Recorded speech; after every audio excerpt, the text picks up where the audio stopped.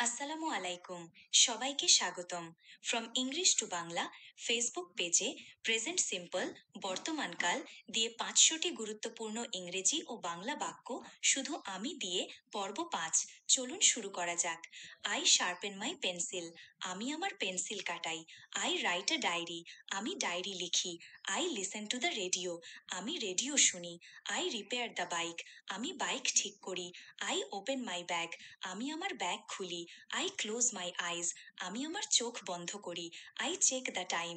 আমি সময় দেখি। I wait for my friend. আমি আমার বন্ধুর জন্য অপেক্ষা করি। I send a letter.